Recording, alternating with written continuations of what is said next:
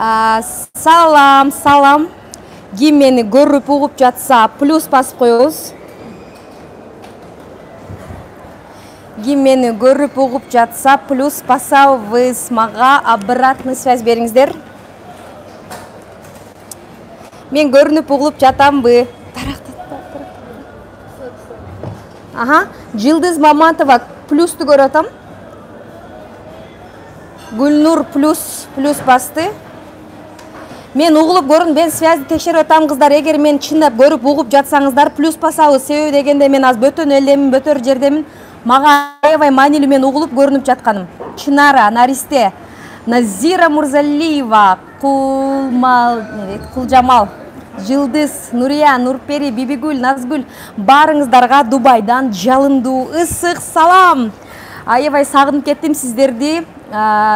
Выходнойлор кандай өттү, кандай ийгиликтерге жеттиңиздер, ким канча процент жапты. Сиздер билип укканыңыздардай мени куттуктасаңыздар болот. Кечеги каталогдун жыйынтыгы менен мен элитный директор болдум, элитный командага кошулдум. Элитный директордун кандай привилегиялары бар? Элитный директор бул деген 9 биринчи линияда 9 директору бар. Лидер президенттин элитный командасы бар. Президент Нечаев, Алексей Нечаев бир гана элиталар менен тамактанат, бир гана элиталар менен сүйлөшөт. Мен ошол командага Нечаевдин окружениясына кирдим десем болот. Мындан кийин мен дагы Нечаев менен президентибиз менен тамактанууга укуктуу, толук укуктуу болдум. Жана элитанын дагы бир сонун мүмкүнчүлүгү бул 500 000 премия. 8 каталог көрсөтсө, мен 500 000 премия алам. Айлыктан сырткары. Андыктан куттуктап койсоңуздар болот. Куттуктоолорду кабыл алам. Рахмат. И ушундай достойный, ушундай бийик статус, звание ар бириңиздерге насип кылат деген үмүттөмүн. Анан билесиздер, мен аябай достигатормун. Любой максатка жетем. Эмне десем каалаганыма жетем, каалаганым алам. И менде сонун фишкалар бар, сонун методдор бар, сонун сырлар бар. Бүгүнкү темабыз максатка жетүүнүн бир нече жолдорун үйрөтөм. Мен ойлойм, сиздер ошону пайдаланасыздар, жана максатка жетесиздер. Сизге мен суроом бар. Бул жерде жашыңыз канча болбосун, кандай жумуш кылбаңыз, каерде болбоңуз, кандай бизнесиңиз болбосун, эмне жумуш кылбаңыз, сиздин чоң максатыңыз бар. Сиздин уровениңиз бар, дагы көтөрүлө турган деңгээлиңиз бар. Кайсыл жерде иштебеңиз, кандай бизнес кылбаңыз, сиз дагы бир нерсени эңсеп, бир нерсени самап келесиз. Адам баласы биз башка жандыктардан айырмабыз, эң чоң айырмабыз бул биздин разум жана тандоо укугу. Биз тандоо мүмкүнчүлүгүнө ээбиз, жана биздин аң сезимибиз өзгөчө. Жана биз умтулуп, өзгөрүп, жашообузду дагы сонун кылганга аракет кылып турабыз. Ошондуктан мен ойлойм, кимдин бул жерде дагы бийик деңгээли бар, кимдин чоң максаттары бар. Дагы жете турган желание барбы, үйрөтөйүнбү? Бул фишкалар силерге керекпи? Керек болсо керек деңиздер. Плюс басыңыз, же бирди басыңыз, же ооба деңиз, же да деңиз, келиңиздер. Мага обратный связь бериңиздер. Себеби дегенде сууну сиңген жерге сеп, сөздү уккан адамга айт дейт. Андыктан эгер бул фишкалар силерге керек болсо, мен бөлүшөйүн. Себеби сиздер мени тааныгандар, тааны электер үчүн 2 жылдын ичинде мен жөнөкөй дама хозяйкадан саякаттаган бизнес леди, элитный директорго айландым. Лексустун ээси болдум, элитный үйдүн ээси болдум. Каалаганым алам. Дагы бир жолу айтып кетем, менде сонун фишкалар бар. Я умею достигать целей. Я могу достигать целей. Ошондуктан мен силерге бүгүн үйрөтөм. Вообще сонун, азаматсыздар. Бул жерде мен Дубайда сиңди подружкамы жолуктурдум. Бул Арнела менин сабагыма катышкан интенсивке Фаберликке эч кандай тиешеси жок. Сулуулук жаатында кызмат кылат. Флешмейкер, кирпик жасайт. Жана менин сабагыма катышкандан кийин ушул методдорду колдонуп, визуализацияны колдонуп, карта желанияды колдонуп, максаттарды туура жазышты үйрөнгөндөн кийин Арнеланын 5 жылдан мурун айткан бир чоң максаты орундалат. Дубайга келип, лешмейкер болуп, өзүнүн студиясын ачуу. Ошол ийгиликке азыр Арнела жетип отурат. Арнела мына жакыныраак келсең, азыр мен менен отурат ушул жерде. Биз силерге тааныштырам. Жана сиздерге кыскача айтып берсин. бул интенсив 13кө катышкан, интенсив 13-түн 12-13 2 интенсивтин студенткасы Арнелланы тааныйм дейт. Арнелла, кош кел интенсивке. Бул интенсив 14 группанын катышуучулары. Барыңыздарга салам. Угулбайтат дейби? Угулбайтат дейби?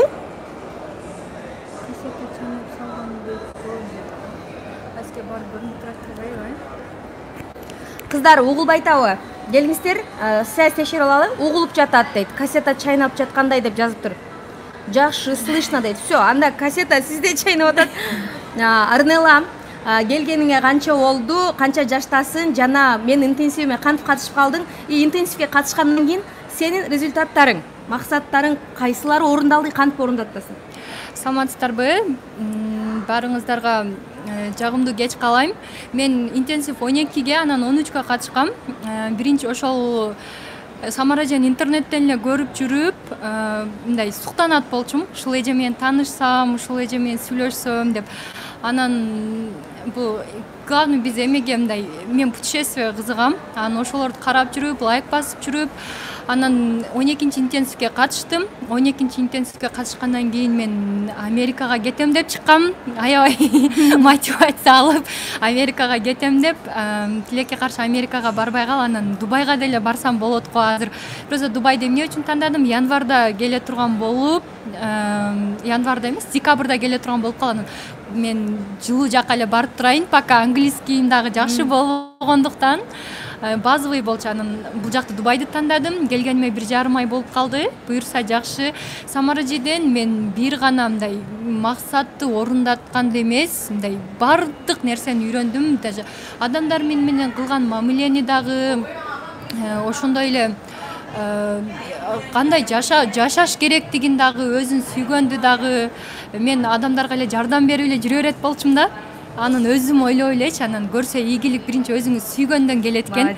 Анан мен визуализация кылганды чындыгында билбейт болчум. Анан визуализация кылганды Самарже үйрөткөндөн кийин мындай кышта отуруп алып, жана эми ачык эле да төшөктү жабынып алып, үйдө эртең менен туруп алып көрөт элем. Анан мындай визуализация кылганды ушу Дубайга келип атканым визуализация кыла берет элем да, анан жана үшүп отурган жер менен ысып кетчү элем, кадимкидей ысып кетип, өзүнчө эле берилип алат элем да. Самолеттон түшкөнүмдү элестетип, ушундай болчу элем. Анан уже кийин самолеттон түшүп атканда мен ошол ысык нерсени сездим да. Ошондо жаман ыйлагым келген. Кийимиңерди дагы элестеткиле дейт болчу Самаржан. Анан ошондой кийимдерди дагы элестет. Анан мен мынтикем да. Мен шым алган успеть этпей калам, неме футболка алган успеть этпей калам деп ушинтип кайгырып жүрүп, анан чындап эле успеть этпей калдык биз. Срочно билет алынып калып.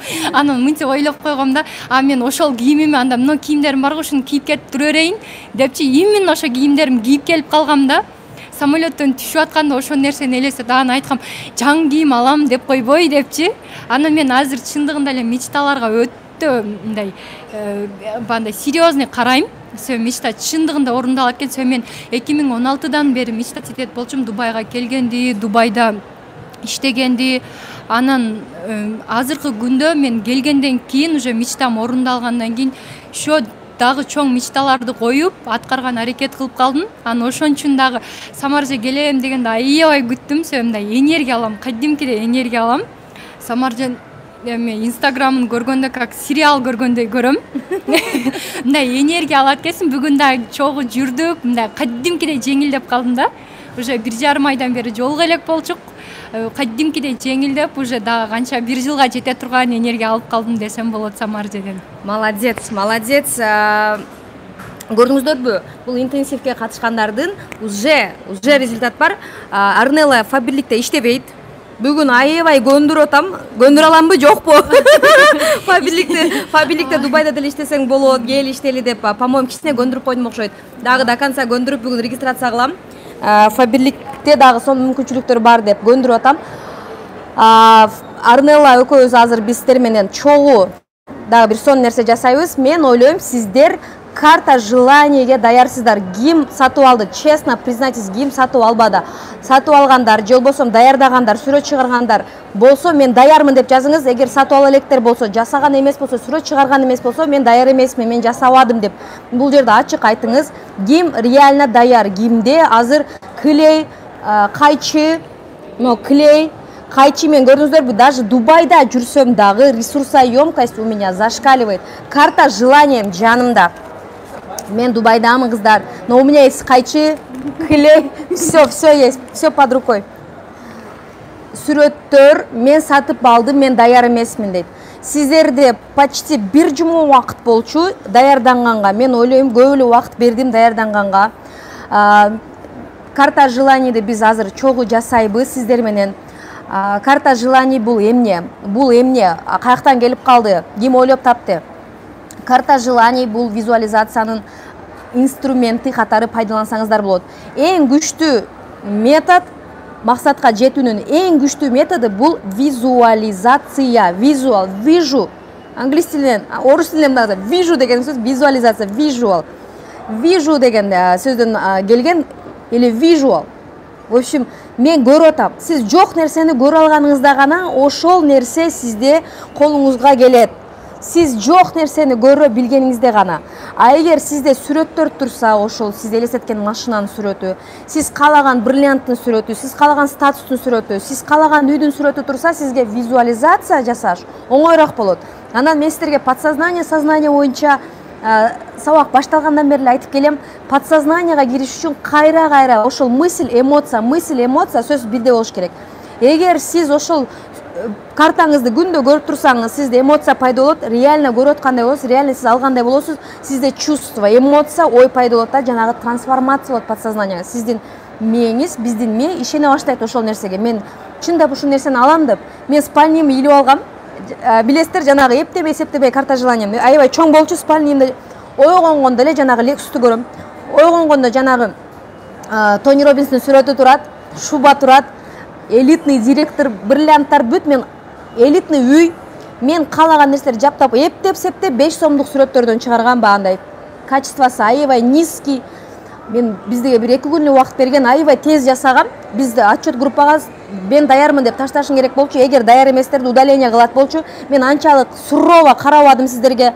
Эгер мен ошондой кылсам, бул жерде даяр эместерди удалить этишке туура келмек. Мен андай кылбадым. Бул эми сиздин айтып атпаймынбы? Это не школа, это не детский сад. Ар бириңиздин артыңардан мен чуркап жүрө албаймын. Тапшырманы аткар. Бул жаса, сен максатыңа жетишиң керек. Бул сен үчүн керек деп мен айта албайм. Мен сиздерге жолду көрсөтүп коем. А ошону жасаш же жасабаш сизден.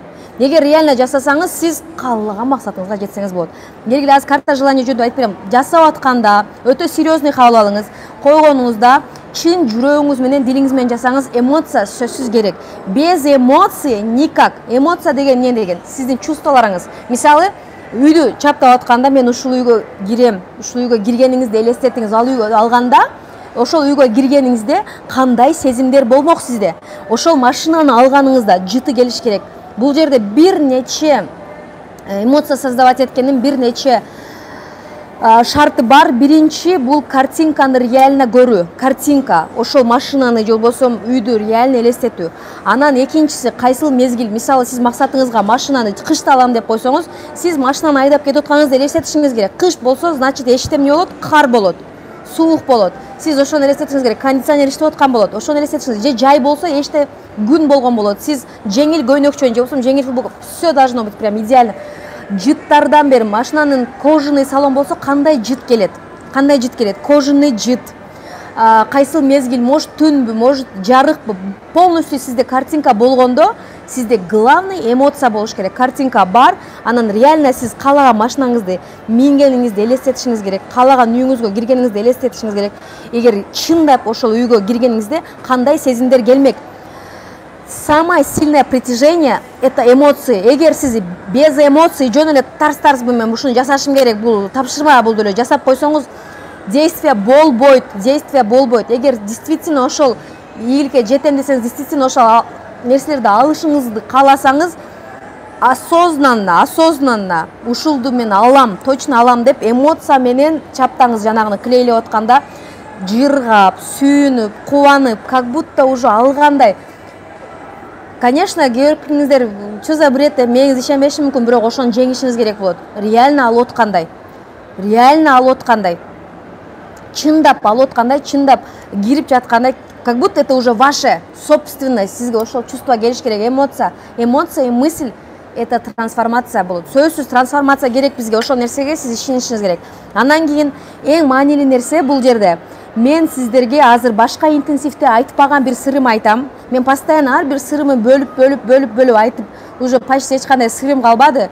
Бирок ушул мурунку интенсивтерде айткан эмесмин, Арнела кулагың жаап тур. Сен укпашың керек. Болбосо максатыңа жетип аласың. Любой максатыңа жетип аласың. Арнелага угузбай акырын айтайын, угуп алып анда максатына жетип жүрбөсүн. Бул жерде дагы бир фишка бар. Лоск деген тема бар. Лоск деген эмне деген? Лоск деген мисалы лоск деген бул жалтыр жылтур деген түшүндүрөт. Жылтырайт, прям жанып турат деген түшүндүрөт. Эгер прям внимательно угабыз. Менин чоң фишкам ушул жерде да, ушул жерде. Калп менен аракты карап бирөө угуп атат. Кулакты какка таштап койду. Лоск деген бар, кыздар, балдар. Бул өтө маанилүү нерсе, өтө маанилүү. Мен тамашалап атам. Ук. Лоск деген бар. Внимательно угабыз ушул жерде, внимательно. Лоск. Мисалы, для вас машина, мисалы, сиз машина кое алган болсоңуз, Lexus, билбейм кайсы машина менде жазсаңыздар болот, машина койгон болсоңуз, ал сиз үчүн лоск болсо, банда жалтыр жултур, слишком багында нереальный, крутой мечта болсо, сиз ал максатка жизнь жетпейсиз. Вот в этом фишка, когда вау деп прям неужели ошол машина меники болуп калат дегенде сизде сиздин подсознаниеңиз ойлойт, ты еще недостоин этой мечты деп ойлойт да. Түшүндүңбү?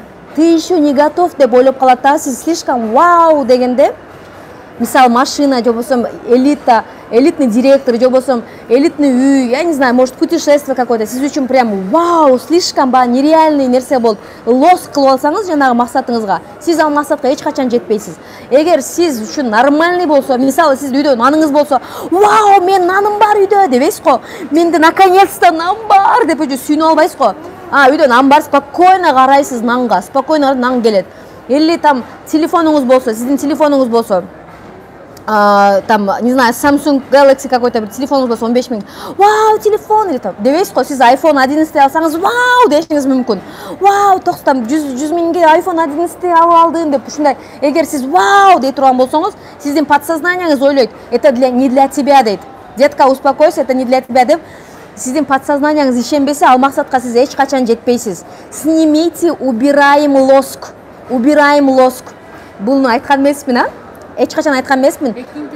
Эки интенсив вообще айтпайт элем мен өзүм да фишкаларым мынтип өзүмчө жасап жүрө берет элем. Эмне үчүн айткан эмесмин? Себеби мен ошол интенсивтерди уккам бул жөнүндө. Мне нужно было самой сделать, попробовать.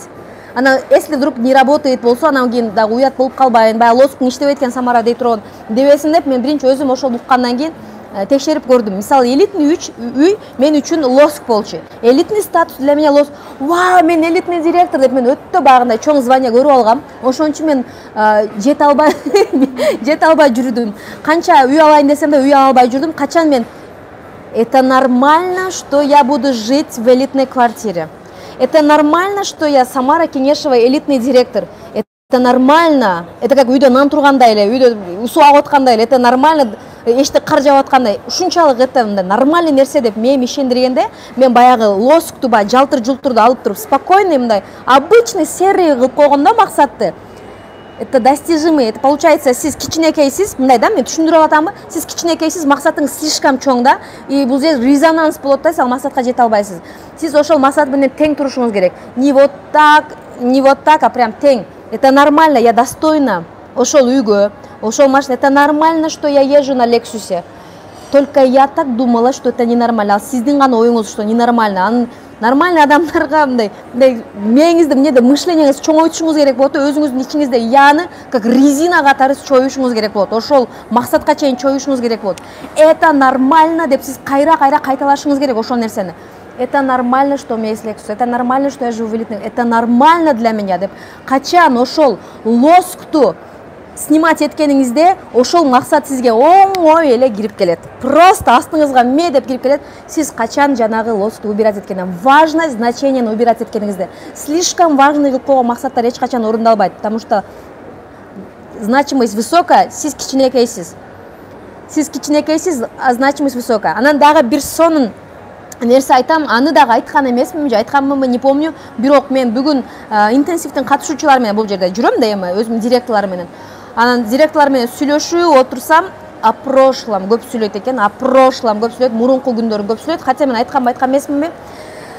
Азыр мен силерге сонун нерсе айтам. Внимательно угабыз ушул моментте дагы, внимательно угабыз. Бул нерсени эч жерден, эч кимден укпайсыздар менен башка. Себеби бул нерсени, бул теорияга сила в мысли деп мен аябай күчтүү тренингке катыштым, ошол жерде уктум, и это работает. Убакыт тууралуу айтып берем силерге. Убакыт бул жок нерсе. Сиздерге аябай кызыктай нерселерди сүйлөйм. Убакыт жок нерсе. Есть только настоящий, вот сейчас. Прошлого не существует, будущего не существует. Мисалы, сиз прошлыйга жизнь кайта албайсыз, азыр даже бир секунд мурунку прошлыйга уже кайта албайбыз, и будущийге биз атайын сознательно бара албайбыз. Получается, биз азыр настоящийде турабыз, и биздин ойлорубуз настоящий. Өтө маанилүү нерсе айтып атам, кыздар, балдар. Азыр ушул нерсени билип алсаңыздар, сиз жашооңузду ушул күндөн баштап укмуштуудай сонун жомок кылып өзгөртүп алсаңыз болот. Эгер сиз ушул нерсени түшүнсөңүз, поэтому внимательно слушай. Убакыт жок нерсе, мээбизге киргизебиз. Убакыт жок нерсе. Прошлый жок, будущий жок, есть настоящее.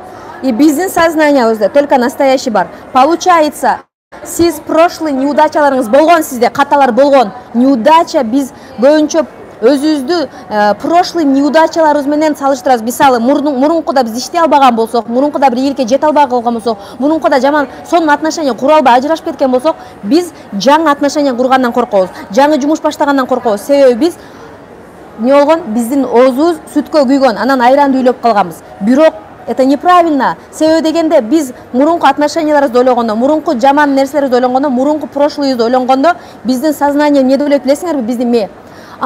Биз эмоция менен ойлойбуз, анан жөн эле спокойно ушундай болгондо ойлоп койбойбуз да, биз сыгылып, ыйлап, депрессия болуп, стресс болуп, баягы эле жинде эмоциялар бизде чыгат. Эң жаман эмоциялар чыгат да, и мысль: меня никто не любит, я не могу, я слабый, я одинокий, мени баары урушуп берет, мени баары капа кылат, или там бирөө мени урушуп кеткен болсо, мен ушуну капа кылган да, мени урушкан да деп, ай сволочь деп, эгер жүрөгүңүз ооруп калган болсо, эмоция менен, но мээ дружит же баягы подсознание. И буга ошол эмоциялар жетишпей турбайбы дейт, түшүнүп атасыздарбы? Ошол эмоция жетишпей турбайбы, значит, ей надо дейт дагы подсознанияга баары бир. Подсознание текшерип отурбайт, это хорошая эмоция, плохая эмоция. Подсознанияга по барабану. Сиз кандай эмоцияны бул жерге чыгарсаңыз, ошол нерсени чоңойтконго аракет кылат подсознание. Мисалы, жүрөгүңүз ооруп, мурункуңузду эстейсиз да. Мурункуңузду эстеп, ой, он меня бросил, он меня изменил, ана мындай кылган деп мурунку отношенияңызды ойлонуп аткан болсоңуз, кийинки отношенияңызда кутта ошол нерсе болот. Подсознаниеңиз буга ошол нерсе керек экен деп сиз прошлыйыңызды жөн эле эстеп койсоңуз эмоция менен, жаңы отношенияда кутта ошол нерсе болот. Ошон үчүн бедный беднеет, богатый богатеет. Мурунку жаман нерселерди ойлогон сайын биздин ме жаңы реальность создавать этет. Ошол нерсе кайра кайталанат, кайра банкрот болосуз, кайра ыйлайсыз, кайра стресске түшөсүз, кайра депрессияга түшөсүз, кайра ажырашасыз, кайра сизди таштап кетет, кайра ден соолугуңуз начарлат, мен ооруп атам, мен жүрөгүм ооруп деген сайын сиз кайра оорусуз. Ушул нерсени запомните раз и навсегда, девочки и мальчики. Убакыт жок нерсе. Эгер сиз жашооңузду укмуштуудай кылгыңыз келсе, только жакшы эмоциялар транслировать этиңиз. Сонун, баары сонун. Анан кийин мурунку жакшы күндөрүңүздү эстесеңиз, дагы ошол күндөр кайталанат. Возможно, ошол адам менен, возможно, башка адам менен, возможно, ошол бизнесиңизде, возможно, башка бизнес, неважно. Зато сизде бул жерде точно ошондой болот деп айта албайм, бирок ошол чувствону сиз кайра башынан сезесиз ошол чувствону. Мисалы, сизге кайсыл чувстволор керек? Айтыңыздар могул жерде, давайте обратный связь бериңиз. Сизге кайсыл чувстволор керек? Сизге эмне керек? Бакыт, сүйүү, байлык, кубануу, восторг, удивление. Ошол нерсе керек болсо, ошол нерсе нерселерди транслировать этишиңиз керек. Ичиңизден, жүрөгүңүздөн, мээңизден постоянно ошол состояниеде жүрүшүңүз керек. Ошондо гана сизде ошол нерселер тонналап жашооңузда көбөйө баштайт. Акча, байлык, бакыт, сүйүү, кооз жашоо, жомоктогудай жашоо. Көрдүңүздөрбү, мен азыр Дубайда гүл болуп астыңыздарда турам. 2 жыл мурун мен ыйлап, ажырашып, депрессияда отурганмын. Мен бирок ушул сабактардан кийин сознаниеми башкарышты, подсознаниеми башкарышты үйрөндүм. Подсознаниема туура программаларды беришти үйрөндүм. И сиз дагы үйрөнсөңүз болот. Сиз дагы үйрөнөсүз, мен ишенем. Анан азыр Арнелага мен мактанып аткам. 12-12 билбейм канча интенсив болду менде. Именно 14-чү интенсив аябай күчтүү группа болдуңуздар. Аябай осознанный мага сиздердин тапшырмага мындай караганыңыз, өтө серьезный караганыңар, күткөнүңөр сабакты, отзыв жазганыңар, мне прям так нравитесь, прям ушул группа өтө осознанный группа болот. Ты видела бы, как прям булар аябай чарчаткан. 12-нчи интенсив чарчап прям мени до слез доводили, но группада андай эмес. Вообще сонун группа, очень прям осознанный, эмоциональный группа, мага аябай жагып атат. И бул группанын эмне үчүн мен кайра жакшы көрүп, катуу жакшы көрдүм, бул группа менен мен элита аштым жана бул группа менен көрүңүздөр мен Дубайда отурам. Ар бир группанын өзүнүн аурасы бар, ар бир группанын өзүнүн ырыскысы бар да, сиздин аураңыз, сиздин ырыскыңыз могу жерде отурган адамдардын. Значит, ниетиңиздер түз. Значит, максаттарыңыз сонун, ичиңиз таза, ошондуктан мы уживаемся, биз бир волнада резонировать этип атабыз. Бир волнада. Ошо 12-нчи интенсивде бир 5 адам сөзсүз дизлайк басат эле. Каждый интенсив бүтүшү менен 5 дизлайк болуп калат. 5 адам отуруп алып, кадимкидей негативмен отуруп, ошончо багы аураны бузат болчу да. Активный сонун. Анан тапшырмага аябай прям серьезно карады. Даярбызбы, анда кеттик, биз жасайлы карта желаниябызды. Карта желаниябызды жасайлы. У тебя есть музыка? Мына музыка коюп койчу мына элдерге.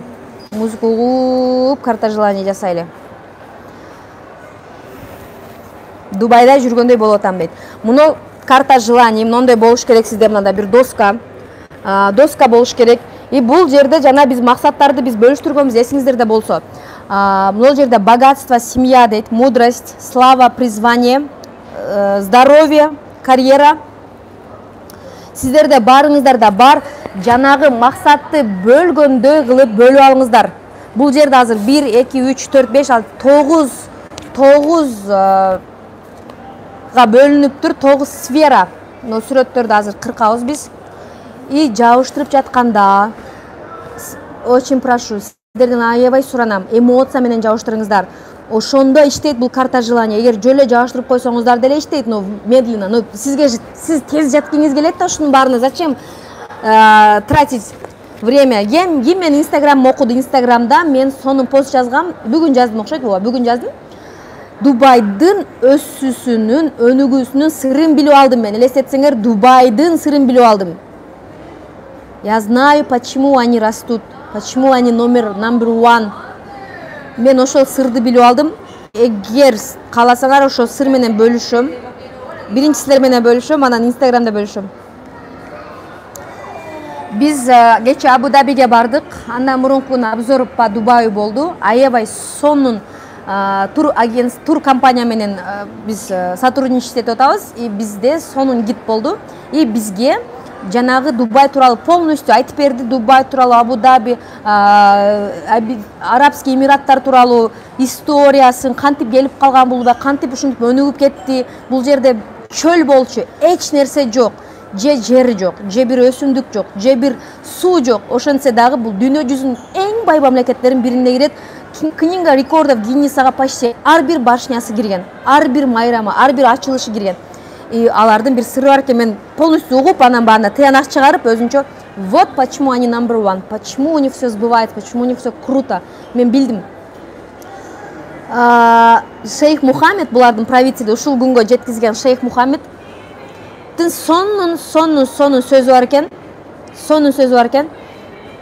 Мы будем номер один. Мы будем жить в роскоши и в богатстве сегодня, не завтра, не послезавтра. Почему мы не можем жить шикарно сегодня? Мы будем жить шикарно сегодня, не завтра. И каждый человек в моей стране будет довольствоваться, будет жить, будет пользоваться всеми лучшими благами. Мен орысша түшүндүрүп берем силерге азыр. Всеми лучшими благами сегодня. Көрдүңүздөрбү? Алда мен айткан ойду жеткизип атат. Кече деп айтат, эртең деп айтат. Биз эртең жакшы жашайбыз деп айтат. Бүгүн жакшы жашайбыз деп атат. Бүгүн. Не надо откладывать жизнь на потом. Живите сегодня. Сизде бардык ресурстар бар. Бүгүн сонун жашаганга, ден соолугуңуз бар. Анан шүгүр деген сөздү биз туура эмес колдонот экенбиз. Ошону мен түшүнүп кеттим. Шүгүр деген сөздү, шүгүр бизге жетет балам. Элдер там наны жок отурса, мен наным бар. Шүгүр дейбиз. Жок, андай эмес экен. Шүгүр деген сөздүн мааниси, шүгүр менин 6 саным аман. Шүгүр мен тирүүмүн. Мен тирүү экенмин. Шүгүр кылып туруп мен эң жакшы жашайм деген девизмен жашашат экен. Мен Дубайдын бир эле сыры бул. Жить шикарно сегодня, не завтра.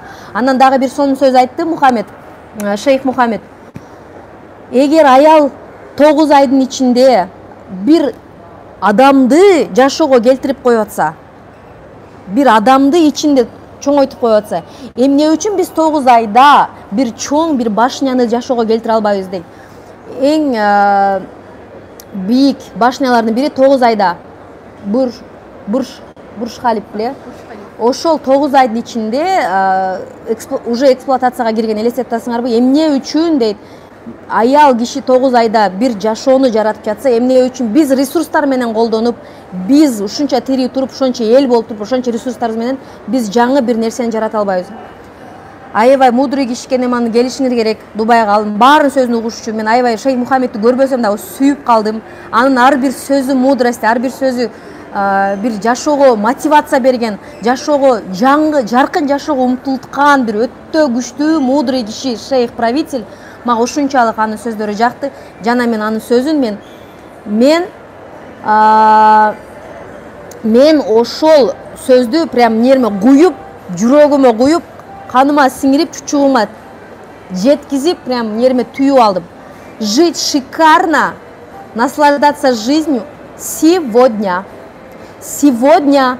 И сиздер дагы ошол принцип менен жашаңыздар. Бүгүн жакшы жашаңыздар. Сизде бардык нерсе бар. Бүгүн.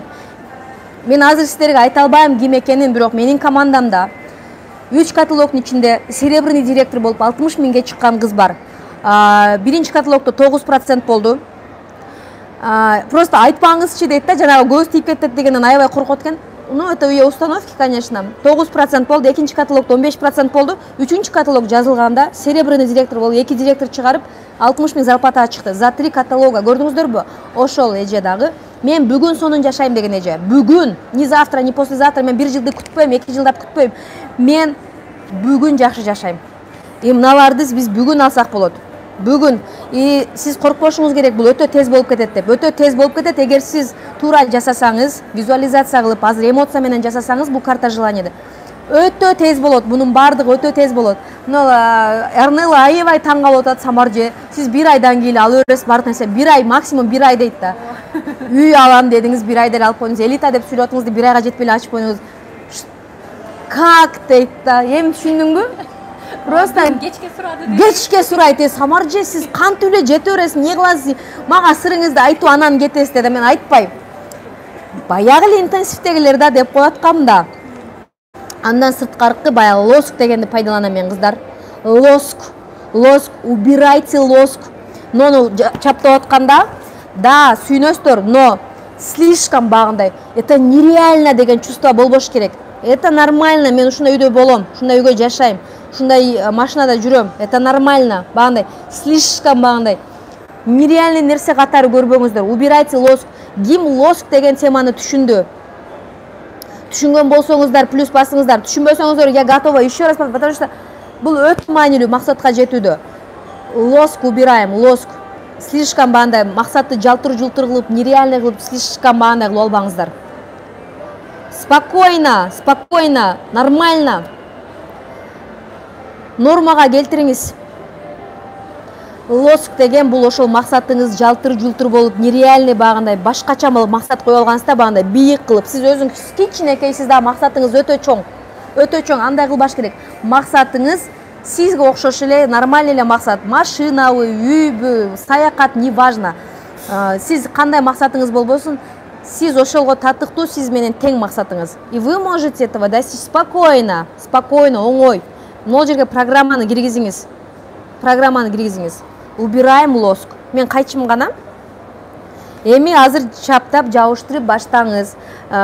Уже бүтүп койгондор азаматсыңар, бүт электер болсо, давайте поработаем.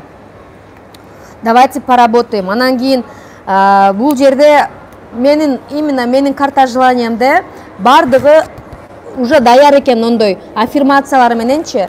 И сиздерде эгер жок болсо, ручка, кагаз же болбосо фломастер алып, астына аффирмация жазып коюңуз. Мисалы, үй бүлөңүз болсо, мен өзүм үй бүлөмү сүйөм, мен үй бүлөм менен бактылуумун. Менин үй бүлөм аябай ынтымактуу, үй бүлөңүз жок болсо. Биз аябай үй бүлөбүз менен убакытты сонун өткөзөбүз. Ийгилик ар дайым мени менен. Сөзсүз аффирмациялар керек. Аффирмациялар дагы жанагы сиздин карта желанияңызды дагы күчтүү кылат. Анан азыр чаптап уже мен укканча чаптай бериңиздер. Ар бир графа боюнча канча сүрөт батат экен меникине? 4 сүрөт батат экен. Бир сүрөт кылсаңыздар деле болот, кааласаңыздар 3-4 сүрөт кылыңыз. Это уже сиздин фантазияңыздан. Зачем эртең кылып бүгүн жасаңыз? Живите сегодня, бегемай, живите сегодня здесь и сейчас. Эртеңкиге калтырбаңыз, азыр жасаңыз. Сизде азыр кайчы клей болсо, карта желанияңыз даяр болсо, бүгүн жасаңыз. Мен сиздерге өтө чоң көп убакыт бердим ушуларды жасаганга. Это фигня дегендер болсо, просто фигня дегендер бар да, кантип ушуну чаптап койсом болуп калсын дегендер бар да. Ошондойлор болсо, эгер просто чаптап коюңуз. Анан 1 жылдан кийин сүйлөшөбүз. Эгер ошонун бардыгы орундалбаса, келип мага бетиме түкүрсөңөр болот. Потому что мен өзүмүн опытыман айтып атам. Мен просто чаптап койгом. Мен даже ошолорду алышман эле ишенген эмесмин. Тапшырма аткарышым керек болчу да. Мындай эле чаптап койгом. Бирок ошонун бардыгы болду. Мен кече специально ушул карта желания боюнча видеолорду көрүп чыктым. Бир нече статьяларды окудум. Эгер эмоция менен ишенип жасасаңыз, тезирээк жетесиз. Эгер мындай эле жасап койсоңуз деле жетесиз, бирок кечирээк. Тез жетем десеңиз, эмоция менен ишенип, чувстволор менен жазыңыз. Прям эмоция менен жасаңыз. Мындай жасап койсоңор деле сөз болот, но узак убакытта болот. Просто поверьте, мага ишенип, жөн эле жасап коюңуздар, просто. Сиз 1 жылдан кийин келип, уже ушул карта желанияңызды карап көрөсүз, бардыгы орундалган болот. Менде лично орундалды. Мен даже ошол шубамын цвети да ошондой да. Анан мен Дубайды чаптагам да, кыздар, жанагы мынаны чаптагам да. Мен Дубайда мынаны чаптагам да. Мен кече ошол жерде туруп алып, я заплакала. Мен ушуну чаптагам да. Мен ошондой Дубайга барышыма деле көзүм жеткен эмес. Просто эле Дубайдын сүрөтүн чыгарып чаптап койгом. Мен ушул жерде кече турдум. Биринчи келген күндө ушул жерге Ушул жерде турдум мен кече. Мен сүрөтүм бар уже, өзүмө лично турган сүрөтүм бар. Биринчи келген күнүмдө ушул жерге Азыраак болсо кийин кошсо болобу дейт. Кийин мага окшоп жилет этесиздер. Көбүрөөк нерсе кылбапмын, көбүрөөк нерсе чаптабаптырмын деп. Мисалы, мен 1 жылдан кийин баягы караганда Lexus турат, бриллианттар турат, шуба турат, элитный үй турат. Все, что я там жабыштырган Тони Роббинске барып келдим, Дубай туратына көрүңүздөр. Мен барына жеткенден кийин мен көбүрөөк нерсе чаптабаптырмын, көбүрөөк нерсе кылбаптырмын, чоңураак кылбаптырмын. Ошол карта желаниям. Зачем ушунча аз нерсе жасадым деп аябай жилет еттим. Максаттар жазганда дагы 100 максат деп, мынча аз максат жазып койгом деп аябай жилет эткем. Кийин баарын көргөндө баары орундалгандан кийин быйыл мен 320 максат жаздым. Азыр майдалап мен профессионально кириштим бул карта желания. Бул өтө серьезный нерсе. Это ваша карта жизни. Ушундай болот жашооңуз. Сиз кандай элестетсеңиз, кандай кааласаңыз, кандай чаптасаңыз, кандай эмоция берсеңиз, кандай ой кетирсеңиз, жашооңуз ушундай болот. Ошондуктан келиңиздер, бул сабакка өтө серьезный мамиле кылабыз. Это не игрушки. Сөз сиздер менен мен сүйлөгөнчө мен дагы чаптайын. Могул жерде шубанын сүрөтү бар экен. Смотри, губы даже есть. Губы даже есть. Мен губам окшой экен. Настроением аябай сонун. Биз 2 күндөн бери айланып Дубайга тойбой атам. Мен мындай кайф алган эмесмин. Канча саякатка чыксам да Дубай это нечто. Ар бириңиздер Дубайга барайын деп баягы сүрөттү алып чаптаңыздар. Себеби Дубайга келгениңизде билбейм, бир 15-20 мамлекетке барып келдим. Ушундай кайф алган эмес элем. Дубай это что-то, это нечто. Мен просто оозум ачылып жабылбай эле жүрөм 2 күндөн бери. Это что-то, мен прям сөз менен даже силерге впечатленияларымды жеткизе албайм. Ушунчалык адамдын колунан ушул нерсе келишине. Себеби дегенде бул чөлдүн үстүндө ушул нерсени жаратып койсо, значит, человек может все деген чувство келди мага. Я могу все дегенчи. Я могу все, вы можете все. Адамдын колунан келбеген нерсе жок экен. Просто молже биз ограничение кое алганбызда нельзя, невозможно деп. Невозможное возможно. Чөлдө пресный суу жок жерде, жер жок жерде пальмалар өсүп турат, мандариндер, любой нерсе өсүп турат. Даже баана горка куруштур, ичинде лыжасы бар, карды даже ушул молдо экен, кары бар, прям живой. Элестеткиле 50-60 градус ысык жерде прям есть зима.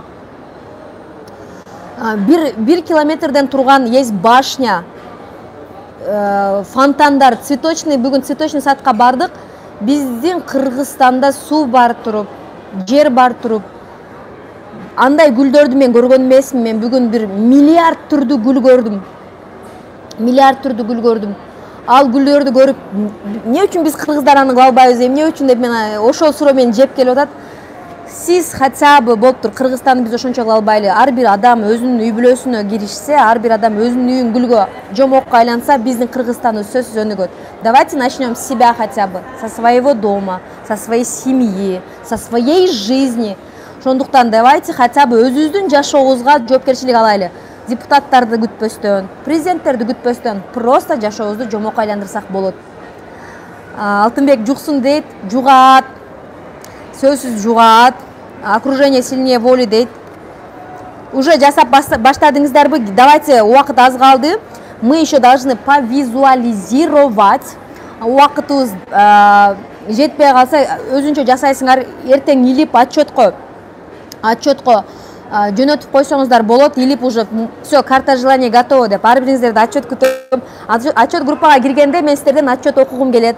Анан сиздердин результаттарыңызды окугум келет. Эгер сизде результат болсо, сонун отчеттор болсо, мен аябай жыргайм. Давайте, дайте мне такую возможность покайфовать. Отчетту мындай красочный кылып, сонун кылып жазган. Сиздин отчетуңузду мен группаларга таратам кийин. Сиздин отзывыңыз, сиздин отчетуңуз башка адамдын жашоосун өзгөртүүгө жардам берет. Башка адамдар бул сабакка катышкысы келип кетет. Башка адамдар катышкандан кийин албетте жашоосу мына Арнеланыкындай 100% өзгөрөт. Ошондуктан сиздин жөнөкөй эле бир-эки сөзүңүз бир адамдын сознаниясын өзгөртүп коюшу мүмкүн. Ошондуктан келиңиздер, өзүңүздү ойлобоңуздар, башкаларды да ойлоп, отчет группага только отчет жазыңыздар. Шикарный, сочный отчеттор жазабыз.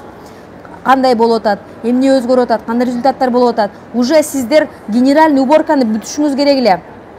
Мен азыр отчет группанын ссылкаларын таштап коем, кире электер гана киребиз. Кайра 2-3 отчет группага кирбеңиздер, место аз. Ошондуктан бир эле отчет группада болуңуз. Арнеланы көрсөк болобу дейт. Арнела мына отурат жанымда. Уборканы бүтүшүңөр керек болчу, ана хвосторуңардан арылып бүтүшүңөр керек болчу. Эртеңки сабагыбыз аябай страшный сабак. Эртеңки сабагыбыз өтө серьезный сабак. Эртең Диккенс кылабыз. Мен Диккенс ойготкондо. Диккенс ойго. Ыйлап алганго. Эртең Диккенс жасайбыз. Все, эгер азыр жасап бүтпөй калсаңыздар, сабак бүткөндөн кийин жасасаңар болот. Бүгүн мен сиздерге эң главный фишкаларды ачтым. Азыр эми эң мощный нерсе бул биздин максатыбызга жетүүчү эң мощный инструмент. Моя фишка многих успешных людей — это визуализация. Эртең ооба болот. Кыргызстандын сааты боюнча саат 6-да болот эртең. Кудай кааласа бүгүн я высплюс, азыр барып үйгө барып эртең сонун болуп, эртең менен сабак өтөм. Хвосттордон алдым, аффирмациялар бүттүм, сонун. Анан ар бириңиздер дагы бир тапшырма, ар бириңиздер сабак өтүшүңөр керек болосуңар өзүңөрдүн группаңарга. Эмнени түшүнсөңөр, өзүңөрдүн оозуңар менен WhatsApp'тан можете использовать фотографии, мен жөнөткөн анча-мынча инструменттерди колдонуп сабак өтүшүңөр керек болот. Сөзсүз, это прям 100% тапшырма. Себеби дегенде, сиз маалымат алганыңызда сизде могул жерде чөйчөк болот, ар бир адам чөйчөк болот. Ошол толуп калат. Сиз маалымат алып бересиз, анан эгер поток информация деп коет. Поток информация болуп туруш керек. Сиз укканыңызды бирөөгө айтканда, сиз могул жериңиз кайра көсөрөт, кайра азаят, анан сиз дагы жаңы информация алууга даяр болуп каласыз. Эгер сиз информация алып берсеңиз, китеп окуй берсеңиз, видео көрө берсеңиз, аны эч ким бөлүшпөсөңүз ал информация менен, ал маалымат менен, сизге эч кимге айтып бербесеңиз, сиз могул жериңиз толуп калат. Анан кийин сиз даже китеп окусаңыз да, бир нерсе жаңы окусаңыз да уккуңуз келбей, же болбосо мээңизге кирбей калат. Ал кириш үчүн сиз могул жерде түгөп турушуңуз керек. Бирөөгө айтып беришиңиз керек. Ошон үчүн эң сонун нерсе бул сабак өтүү. Группаларыңызга сабак өтүңүз. Биринчиден сиз могул жериңизди пөскөртөсүз. Экинчиден сиз жакшы, дагы да жакшы түшүнөсүз. Сиз башка бирөөгө айтып берип атканда сиз жакшылап даярданасыз биринчиден. Экинчиден түшүнөсүз. Үчүнчүдөн сиз ораторский искусствоңузду дагы өстүрөсүз. Сиз сүйлөштү үйрөнөсүз, сабак өтүштү үйрөнөсүз. И возможно бир күн келип мага окшоп сиз уже ушунчалык сонун өтүп каласыз, и платный өтүп калышыңыз мүмкүн, и сизди адамдар даже мына мен уккандай сизге акча берип укканга даяр болуп калышат. Ал үчүн сизде толтура бесплатный сабактар болуш керек. Мен мынтип интенсив өтүп калганга чейин мен миллиард бесплатный сабактарды өткөм, общий сабактарды өткөм, видеолор тарткам. Бесплатный сабактарды өтүп мен тилимди накачанный кылгандан кийин элдер мага акча төлөөгө ыраазы болуп калышат. Мен уже идеально өтүп калам, жүрөгүнө жеткизе өтүп калам. Башында мен вообще мындай өтө албайт болчумун. Кайра сүйлөй берсеңиз, сизде бул дагы навык, бул дагы жөндөмүңүз күчөйөт. Ошондуктан сиздерге рекомендация: сабак өтүңүз. Азыр келиңиздер визуализация кылабыз. Музыка бер, эмеге музыка для визуализации десең.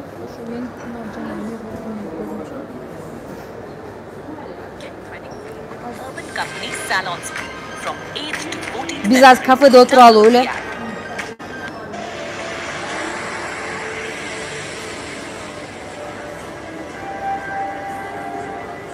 Бул болбой турушат, да?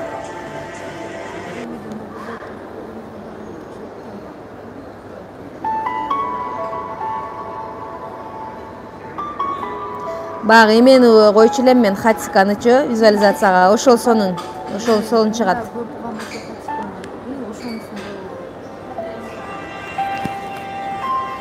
Альфа режимге киребиз. Көзүбүздү жумабыз, альфа режимди билебиз, уже түшүнөбүз. Терең дем алабыз. Четкий картинка чыгарышыбыз керек. Эгер четкий картинка чыкпаса, значит визуализацияны туура эмес кылып атасыз.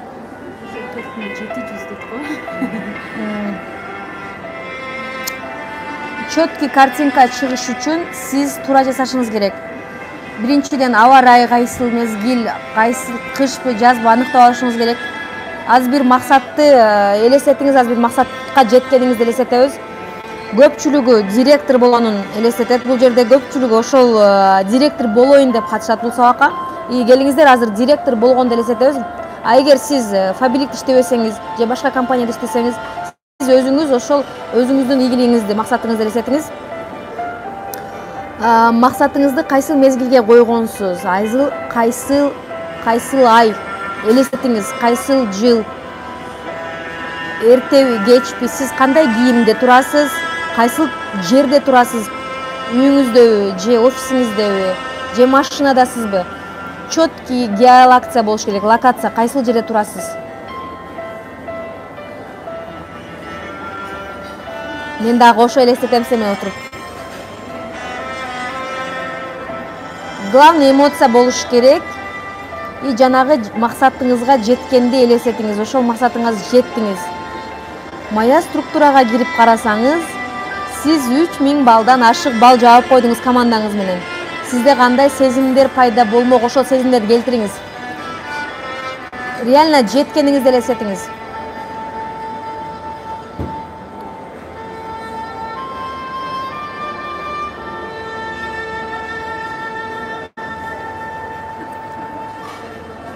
Мен национальный директор болгон элестетип атам.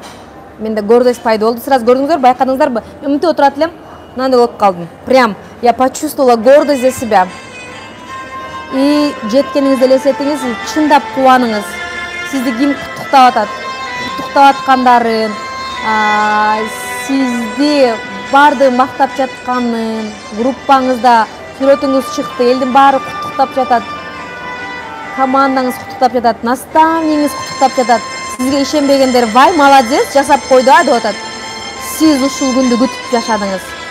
Канча кыйналдыңыз, канча мээнет кылдыңыз, бирок сиз бул нерсени жасадыңыз.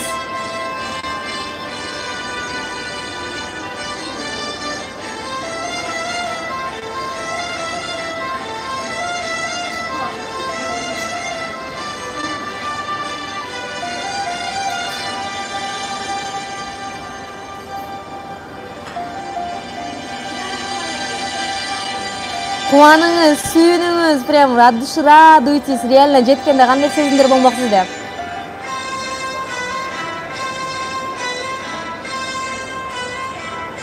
Я национальный директор, ура! Мен вообще сонун болот экен.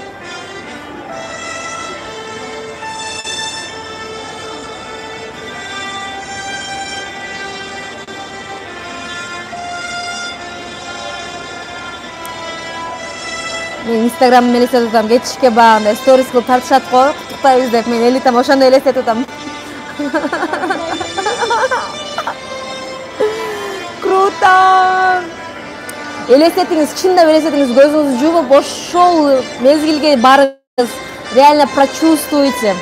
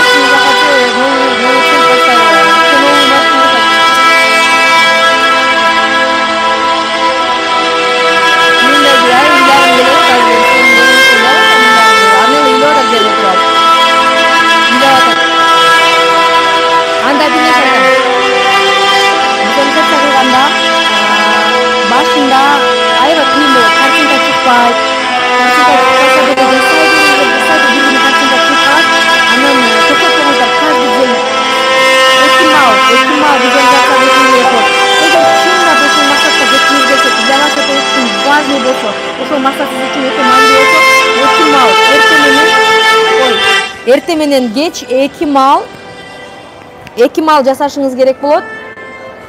2 мал жасашыңыз керек болот. Кечиресиздер, мен музыканы унутуп калдым. 2 мал жасашыңыз керек болот. Бул визуализацияны. Азыр аябай кыска жасап койдук. Себеби дегенде, бул жерде кичине атмосфера не очень. Ошон үчүн мен сабакты эртең менен өткөн жакшы көрөм, но кече билбейм. Аябай реально чарчап калдым. Ошого визуализацияны өзүңүзчө обязательно музыка, себеби дегенде музыка биздин эмоцияларыбызды ойготот. А эмоция эң составляющая часть визуализации, эмоция. Эмоцияны жандырыш үчүн ваш не слышно дейт. Угулуп калдымбы? Ыйлан болсоңуз, демек сиз аябай сон. Картинка жок болсо, ничего страшного. Жасай берсеңиз картинка чыгат. Картинка чыгыш үчүн сиз точно расписывать этишиңиз керек. Точно жазып чыгышыңыз керек. Максатыңызды детально, канчалык деталь көп болсо, детализированный, канчалык майдалаган болсоңуз, ошончолук картинка сонун чыгат. Мен ыйладым дейт. Биз дагы жасайбыз визуализацияны, биз сабак бүткөнгө чейин дагы бир жолу жасайбыз обязательно. Эртең менен ки убакыттарда, тынч убакыттарда, когда никого нету, когда никто не мешает, өзүбүздүн подсознаниябыз ачык, сознаниябыз уктап жаткан мезгилде биз жасайбыз визуализацияны, дагы чогуу жасайбыз любой бир максатка. Анан биз хопана-понаны эсиңиздерде болсо, жанагында биз жасадык элек го, чогуу отуруп. Ошондо менде аябай чоң проблема болчу. Менде да проблема болот, мен живой адам, любой эле живой адам проблемасы болот өзүнө жараша. И у меня была очень страшная проблема. У меня была страшная проблема. Мен ал проблема вообще чечилбейт деп уже үмүтүм үзүп койгон бирок силер менен отуруп хопанапонаны жасап атам. Жасап коерейинчи, мен эмне кетти дедим да. Хопанапонаны жасап отуруп көзүмө жаштар келип ушунчалык берилип жасадым. И вчера буквально мага сообщение келди, ошол проблемаң чечилди сен жака деп. Я была настолько удивлена хопанапонанын күчүнө, дагы кыздар, балдар. Я настолько была удивлена.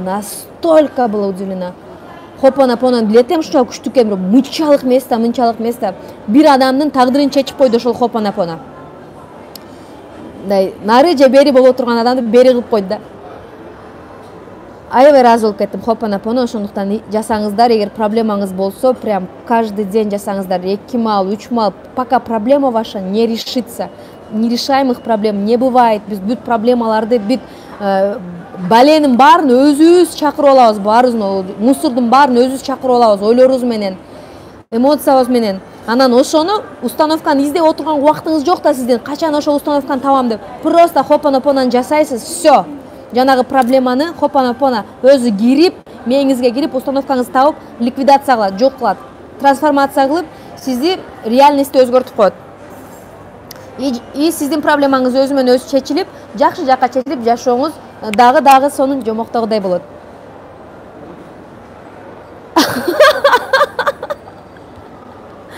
Эң жаман көргөн кайынсиңдим күйөөгө тийди, зор хопанапона иштейт экен. Сонун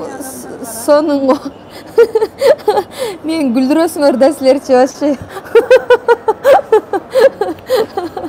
Жаман көргөн кайынсиңдим күйөөгө тийип кетти дейт. Мага да хопанапона кылып койчу. Мен да тийип кетейин. Мен мисалы реально тийип кетейин деп вообще ошол сферага бир да ни хопанапона, ни визуализация, эч нерсе кылбайм да ошого. Прям результат жок ал жерде. Ну, может, я не хотела, у меня времени не было на это. У меня фокус был только акча табуу, балдарды багуу. Бирок азыр уже хочу новых отношений, хочу любви, акырын эми жасап атам. Ушул күнгө чейин мен вообще банда отношенияга фокус койбойт болчумун. Для меня это неважный нерсе болчу. Но сейчас хочу уже. Ошон үчүн мага хопанапона кылып койгула. Барбай койбоюн, шейхти таап бул жерде все, мен интенсив никогда не буду проводить, все достаточно, я уже миллиардер долларовый деп. Нет, мен интенсив долларовый миллиардер болуп кеткен чакта да мен токтотпойм, потому что мен интенсивдин мааниси акча табуу эмес. Интенсивдин мааниси помочь тем большему количеству человек, поверить в себя, дойти до целей, изменить свою жизнь, быть самой лучшей версией себя. Мен ошол миссиям, ошол көпчүлүк адамга жардам беришим керек. Мисалы мен кече зарплатам, фабриктин зарплатасы 21 күндө 240 000 чыкты. Ну, это в месяц почти, биз эсептеп чыктык, 300, почти 350 000 барып калат экен месяц. 350 000 мен 3 балам менен мага жетип ашат да, кеңири. Но ошентсе дагы мен интенсив токтотпойм. Ну, бекер дагы өтпөйм, потому что я знаю свою цену. Анан адамдар билесиңер, бекер нерсени эч качан баалаган эмес. Баалабайт да. Это бизде в крови, биз бекер нерсени баалабайбыз. Ошондуктан символический сумма 1000 сом, 2000 сом бул өтө деле чоң акча эмес. Ошондуктан символический суммага эле мен сиздердин командаңыздарды дагы дальше обучать этип, үйрөтүп, прокачивать этип, мен максимально көп адамды прокачивать этип, жашоосун өзгөртүүгө жардам берүүгө даярмын. Хоть миллиардер болуп кетсем деле, я буду обучать, я буду делиться своим знанием. Медитациям жасап аткан, мен айтып атпайм, мен даярдап уже кетирип койгом, аны монтаждаган бала да, ошол монтаждаган бала эле жасабай атпайбы. Хопанапона кылып койгулачы медитация тезирээк.